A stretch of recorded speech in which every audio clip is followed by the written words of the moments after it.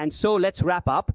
I would like to conclude quickly by reminding you how easy it is for the past to surprise us, and that we are therefore forced to discover that our view of the past was actually completely wrong. This happens continuously and can occur for 1,000 reasons.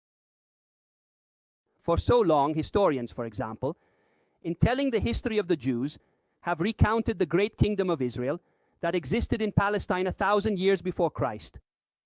A powerful kingdom with a great city as its capital, Jerusalem, magnificent buildings, the Temple of Solomon, and its glorious kings, David and Solomon. Historians told this because the only sources we had were the accounts from the Old Testament.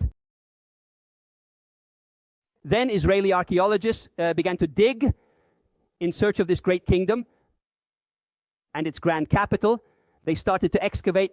They continued to dig. After a while, they started saying to each other, you know, nothing is really coming up here. We have actually reached the layer from 1,000 years ago. There was nothing. Just a few hearths of nomads. After a while, Israeli historians and archaeologists began to say that they were finding this. Obviously, Israeli politicians were not happy.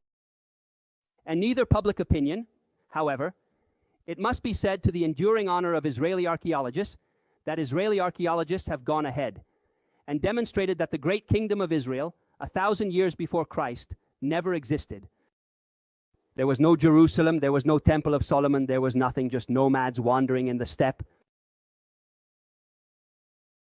Then things change when we realize that we are victims of a biased interpretation. Think about Nero. Nero is, by definition, a very bad emperor. Then one goes to see and realizes that this is how his political enemies have told the story.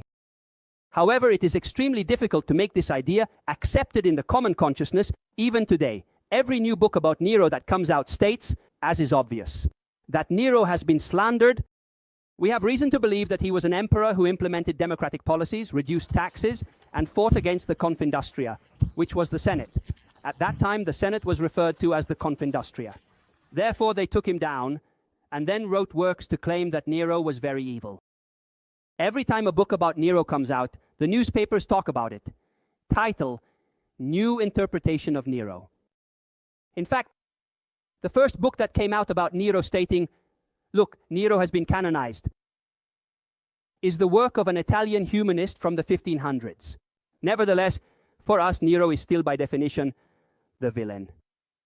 And then it happens that the interpretation of history changes because values change.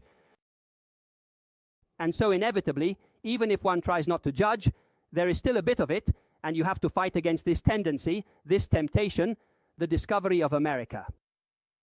Well, Benigni and Troisi in the film were running after Columbus to tell him not to leave, not to leave.